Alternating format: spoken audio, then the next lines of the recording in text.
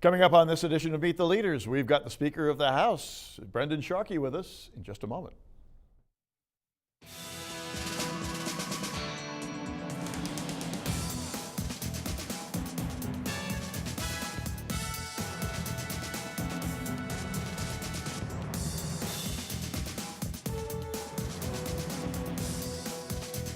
Hi there, welcome to Meet the Leaders. I'm David Smith, and today our guest is the Speaker of the House of Representatives, Brendan Sharkey, who is a Democrat out of Hamden, and it's great to have you with us, Mr. Speaker. Thank you, David. Welcome to the program. Good to be back. Good to be back. Always good to have you here.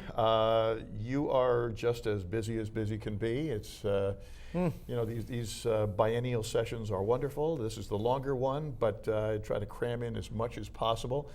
And what always surprises me are the number of bills that have been proposed and so forth. At the end of the session, that minuscule number Right. that float to the top. Right. And That's manage true. to get the nod. Yes. Well, this is the year when any individual legislator can introduce any bill on any subject at the beginning of the session. And will. And will. And many times it's just because a constituent asked them to, and it's not really going to go anywhere, that kind of thing. But so that's why there's such a plethora of bills that get filed at the beginning of the session, but then they whinny their way through the system and get pushed aside oftentimes. Well, just about everything's gotten pushed to the side, of course, with the Sandy Hook and gun legislation proposals that have been made along the way. And you know, everybody wanted to get something done, or spoke as though they wanted to get something done in good time, with some degree of haste. Get a good look at things, get a good cover of whatever's going on, but do it as swiftly as possible. Yeah. Is it happening as swiftly as possible? Oh yeah, I think so. You think so? Okay. Yeah. Keeping in mind that in January we put together an unprecedented procedure in the state legislature in creating a special committee made up of the committee leadership, bipartisan, equal members of both parties in both houses, to put together this package of legislation on three subject areas: gun safety, school safety, and mental health. And that task force, that committee, has been working since January very diligently and has been putting in hours and hours of public testimony, or receiving that public testimony. And those committees have made their recommendations, some cases on a consensus basis, other times not. But I've committed myself from the beginning to making this a bipartisan consensus process. And the result right now is that we're in the process of putting together a package of legislation that I think, I'm very optimistic, will be a consensus package that will also be very, will do some very serious things with regard to gun safety in particular, that I think is the subject everybody's looking for. I've said throughout this process that it's important to do things quickly, but it's more important to do things intelligently. And one of the things that we've learned as we've watched some other states around us push through legislation in response to the Newtown tragedy, such as New York, they did it within a matter of a few weeks. What we're now learning is that they made a lot of mistakes in that legislation, and they're now actually repealing many of the provisions that they adopted back in January. Here we are in March, and they're already repealing things because they went too fast. You know, I've heard rumors as to how they actually put the coalition together to kind of make this thing happen, but it was done in haste. And I think we're doing the measured response, taking in as much information as we can and reaching a consensus that we'll ultimately be able to vote on and the state of Connecticut will be proud of. Well, now the governor in New York put a big push on, and Yes. he really put his fingerprints on that whole thing. The governor here had the commission out there, the bipartisan commission, and I mean, people from every walk of life and so forth looking at this. He had his own commission. He had his own commission. Right. You have commission working Yeah. and so forth. And reality is that somehow it's all got to come together. Their information gets filtered into your group. What happens here? Yeah, we're going to be logistics are right. complex. Well, the just recently, the governor's commission issued an interim report on its findings, made recommendations that, not surprisingly, were consistent with the governor's plan that he also put out with regard to gun safety. So they pretty much mirrored what the governor wanted to see happen. And how close is that to where you are? I think it's very close to a lot of the things that we're talking about now. We made a commitment among, at this stage now, the 6 leaders, the President of the Senate, myself as Speaker of the House, the minority leaders and majority leaders, the 6 of us, are negotiating the final version of this bill based upon the recommendations from the governor's task force as well as our own. And we've committed ourselves to not discuss specifics about what we're negotiating. So I can't really get into the details just yet. But I'm very, very confident that the approach that I advocated for and committed myself to at the beginning is bearing fruit now. We're going to have a package that it will be, I think, a consensus and bipartisan. Are politics entering into this? No question there. Sure. Okay. Sure. I mean, we're all feeling a tremendous amount of pressure because this issue has drawn out passion, understandably, on both sides of the issue. Gun owners are extremely worried about what it is that we're proposing in terms of taking away what they believe are their constitutional rights. And on the other side, there are those who want extremely strong gun safety measures that are going to not only address what happened in Newtown, but also cover a range of other items that many of these advocates have been looking for many, many years.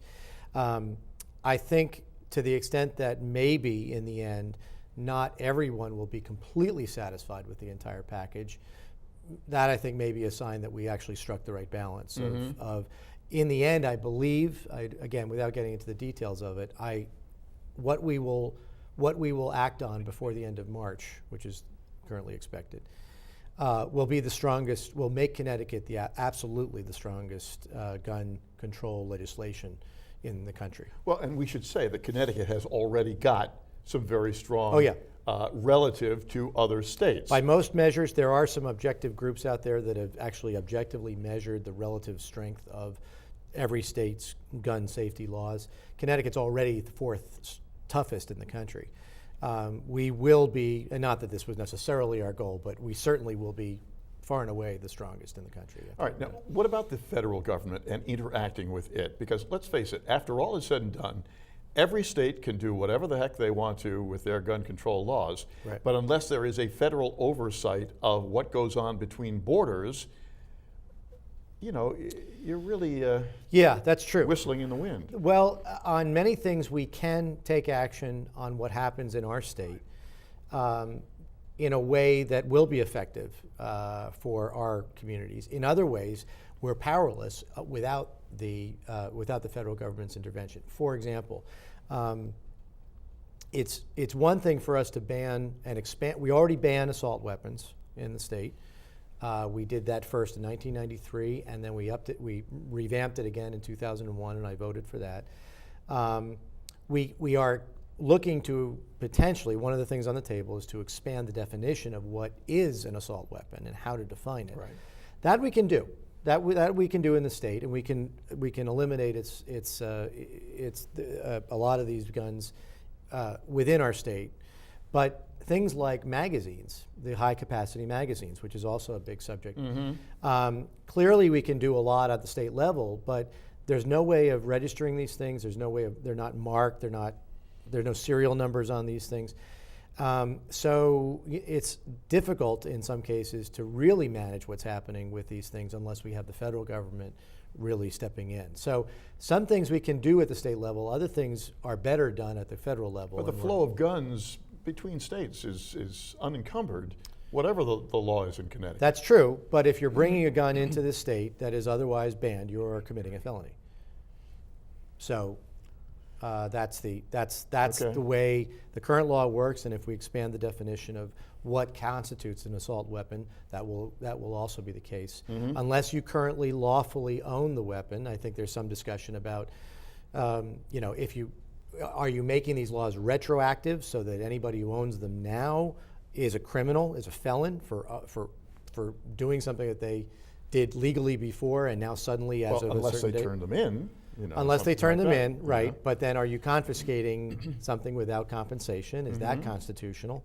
These are the complicated kinds of questions that are always on the table when we're debating these things, and it's not quite as easy as it may seem to just say, henceforth ban this, and we will no longer have them, because people have rights to own, rights to not have their possessions confiscated without compensation, and so on. So these are the tough issues we're facing. Well, compensation might be the least of the problems in this case, but not to those who, yeah, who advocate for those issues. So it's as I say, it's a delicate. Well, it's going to be very interesting to see what does come out of all this, and the interface with the federal attempts to do That's some right. law. And the last thing I would just say on it is that I think by continuing and pushing for the notion of a bipartisan approach and building a consensus on a bipartisan basis, I think we're setting.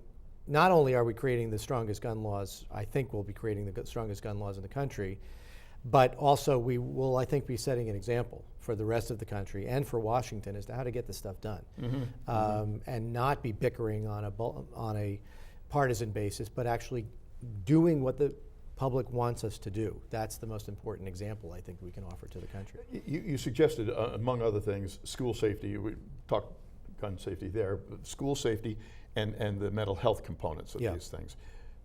They being worked on as well. Yes. Oh, yeah.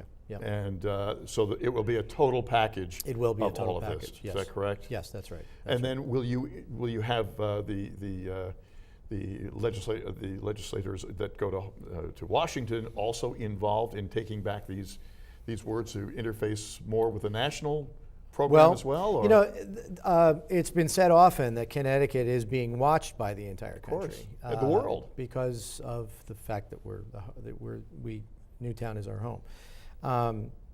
But I think just from that alone, folks are watching what we do and how we do it, how we get there. So, of course, our delegation to Washington is keenly involved in and aware of what we're doing, and wanting to try to bring that message off to Washington as well. Well, it's certainly something that a lot of people are just still so hot and concerned about, and understandably so. One of the areas that comes up is those workers that were involved on the site there, and there's fund for the workers being worked on. Yeah, we actually. The minority leader in the House, Larry Cafaro, and I had a meeting in January with a group of representatives of the first responders and teachers, and we asked them, just like everyone else in this country has been doing, how can we help? That was the question we asked them. And what we learned was that the thing that we could do in state government to help would be to enable them to relieve the stress that they're already, in addition to what they're already facing in terms of the trauma of what they experienced, relieving the stress of losing pay if they need to take additional time for their own mental health. And what we were learning was that they're running out of sick time. They're worried about running out of sick time. Police and firemen, it was volunteer firemen in this case, but teachers may be returning to work before they're really fit to do that, and before they should be, but doing it because they're fear that they'll be running out of their sick time. And this is not a compensable injury under workers' compensation. If you have a mental issue that's work-related, it has to be accompanied by a physical injury in our current law. So this was a gap in our coverage. So to make a long story short, what we did was, through many, many weeks of staff working on this, again, much more complicated than you'd ever imagine, we put together a fund that would essentially use the workers' comp methodology for evaluating claims and compensating workers, but it'll be completely funded through the private sector, through donations that have already been received and are continuing to be received from contributors all over the country, really. And that fund will be administered through our judicial department, and we set up the whole structure for how claims can be submitted, and all it will do is it will compensate workers, teachers, and others who were there during the 2 days of the tragedy for any lost wages, for a percentage of their lost wages, and any other out-of-pocket expenses that they're experiencing in terms of medical services or medications. Well, that's great example of a bipartisan yeah, effort here we are. putting this together. So maybe that bodes well for the rest of the package as well. Yes. Hold that thought if you will. We've got plenty more to talk about. We're Sure. so glad to have you here. Brendan Sharkey, the Speaker of the House in Hartford, is with us. He's from Hamden, of course. And it's good to have him and you with us on Meet the Leaders. We're going to take a break and we will be back with more. Speaker of the House, Brendan Sharkey is our guest on this edition of Meet the Leaders. Hi there, I'm David Smith, and we've been talking about a number of things, none the least of which, of course, about the Newtown situation and gun laws and so forth that have been proposed and are being worked on. Involved in a lot of things, the municipal opportunities and regional efficiencies. So much better to say more. More, exactly. Yeah. That commission is one that sounds like a lot of potential there. Yeah, it was actually the resurrection of a commission that I chaired 4 years ago. I asked then Speaker Donovan if allow me to create this thing and manage it. And the idea was to put together, to engage the towns and cities and other interested stakeholders in how we can make local government more efficient. Through a number of different things, through mandate relief, through regionalizing services, and looking at the whole range of other of things that we can do to help make local government more efficient. And it was a very successful program. There's a lot of things that are in place today that the public may not even be aware of that were the direct result of what the M.O.R.E Commission's work produced 4 years ago. So when I became Speaker, it was something that I committed myself to, that we would actually resurrect the M.O.R.E Commission. There have been a lot of suggestions as to what we could call it this time around. It was called the M.O.R.E Commission then. Maybe we could call it even more. Yeah. More yeah. than you ever dreamed possible. But in any case, the idea is the same. But today, the circumstances are a bit different in that we're facing continuing to face an economic crisis, and the state is less and less able to continue to fund municipalities at the levels that we've held them harmless in the last 2 years, and despite a terrible deficit situation. And it's just we're limited to how many more things we can do to avoid those kinds of impacts on towns and cities. So the M.O.R.E Commission is particularly timely now, because there are things that we actually still can do that will actually enhance and encourage more efficiencies at the local level, and that's what the M.O.R.E Commission will take on this year. Well, holding harmless is an interesting term, and one that I know we like to use in government a whole lot. And yet, if you're a municipal leader taking a look at where things are standing, and in particular the vehicle tax and so forth, right? They're saying to themselves, well, yeah, I'm sort of being held harmless, but on the other hand, I got to make up for this somewhere else. So how harmless is it really? Well, I mean, what I was saying was that the previous 2 years we've held towns and cities harmless. No. I'm so, looking, yeah. Because this year the claim was, we're going to hold them harmless too. That was the governor's claim, yes. Right. And with due respect to the governor, actually before the governor's budget came out, I was telling a lot of the municipal organizations around the state that just be prepared, because we're not going to be able to do the same things that we've done in the past. Yeah. And I was assured that, at some point before the governor's address, that no, that's actually not true. They'll be fine. They'll be fine. And when the budget came out, it was pretty clear that it wasn't going to be fine. Primarily for the reasons that you're talking about. A couple of the grants are being eliminated, and this major source of revenue, the car tax, the governor proposed to eliminate as of July 1st. I really applaud the governor for putting it on the table, because it is the most onerous tax we have in the state. Everybody hates the car tax, and understandably so. Plus, it continues to foster our reliance on the property tax generally. So if we can eliminate a property tax, that's a good thing. The problem is that I'm not sure you can't really do that cold turkey. You can't just tell a town, in February that you're going to cut off 10% of their income come July 1st and expect them to balance. Well, not with the economy that we've got. No, No. Because there aren't other things to make it up for it. That's right. And That's right. My idea, but the M.O.R.E Commission is going to vet a lot of these ideas out, but my idea would be more to phase out the property tax over a period of time, and as you do that, have the state compensate municipalities to decreasing degrees for the lost revenue that they would be realizing as we phase it out. And then eventually the state will step out of it as well, and towns will have to get used to other, the lack of that income going forward. But other things that we can do at the state level, it seems to me, is instead of just handing a check over to municipalities, whether it's for education or for municipal side, maybe what we want to do is create incentives within the formula, the distribution formula, that says, look, you'll get a baseline grant, but if you actually do some of the things that everybody agrees are things that would actually generate savings. There's a study that came out from the Federal Reserve Bank just in Boston just a couple weeks ago. You do those things, you'll get more. And if you don't do them, that's fine, you don't have to, but you'll get more money in state grants if you actually implement some of the things that we know are proven to actually generate savings. This sounds almost like the union agreement with the state on the health issues and things like that. And there are people out there saying, I like the concept, but it's very difficult to measure the success of it.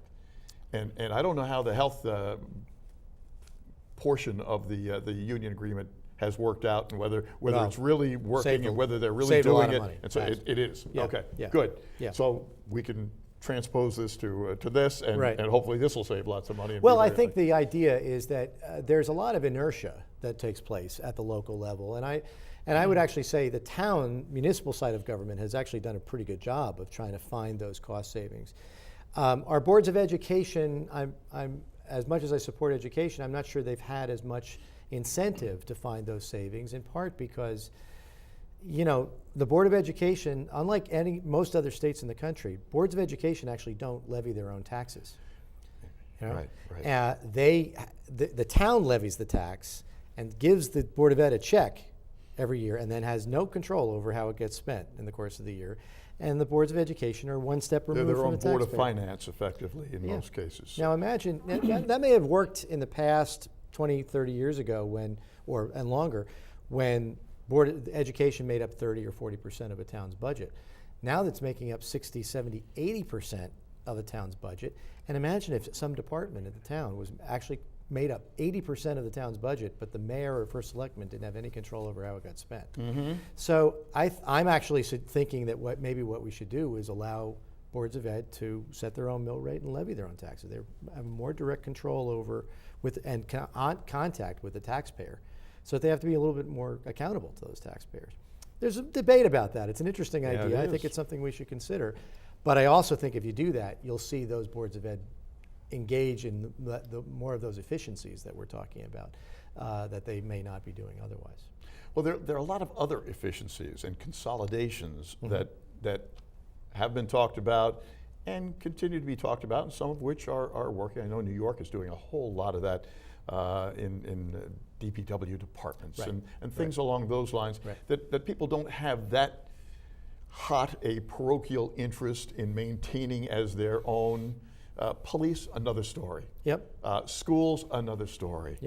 But other things that seem less personal. Well, the interesting thing is, I was mentioning this. The Federal Reserve Bank of Boston did a study of New England states, and it came up with a recommendation of the top 10 efficiencies that municipalities in New England could engage in that would actually generate the most savings.